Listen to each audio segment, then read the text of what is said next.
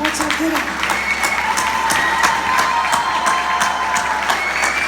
بی نهایت متشکرم از محبت خانم نازنین آرزو تحویلداری و همسرشون آقای فرهاد شهریاری.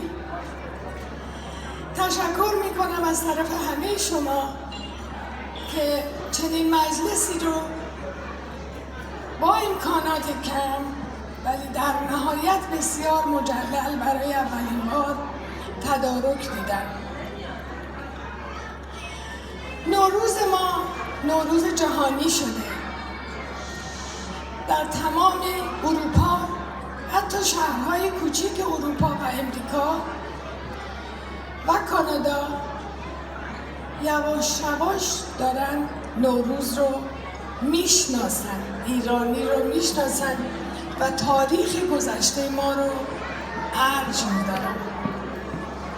بنابر پیشنهاد من برای اولین بار و پذیرش خانم آرزو تحویلداری و همسرشون آقای شهریاری استقبال کردن از این پیشنهاد و من امشب از همه شما ممنون میشم که با محبت خودتون،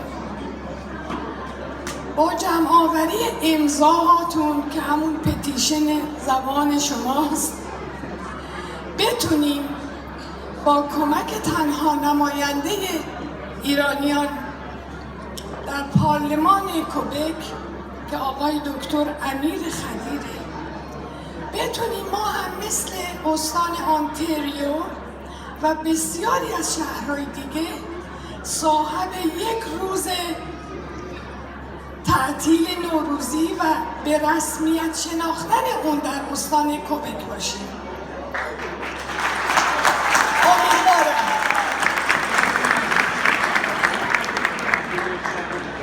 البته این میسر نخواهد بود مگر با کمک و همیاری و همکاری فرد شما و اگر احیانا کسانی امشب در این مجلس نیستن، از شما میخوام که با تماس با خانم تحویلداری و آقای شهریاری در آینده با جمع کردن بیشتر امضاها و افزایش اون و هرچه زودتر سپردن به پارلمان کوبک این برنامه عملی بشه.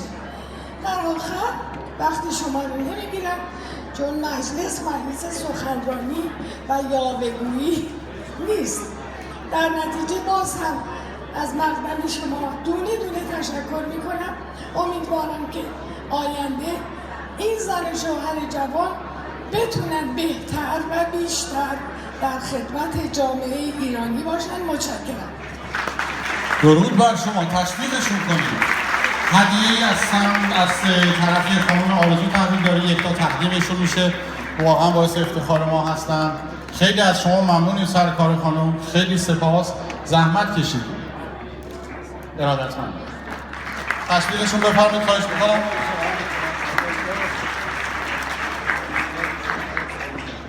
دوستان همونطور که میدونید یه نکته رو عرض بکنم. دو سه تا شیء گم شده پیدا شده. تشکر خدمت سرکار خانم. این موردی رو که فرمودن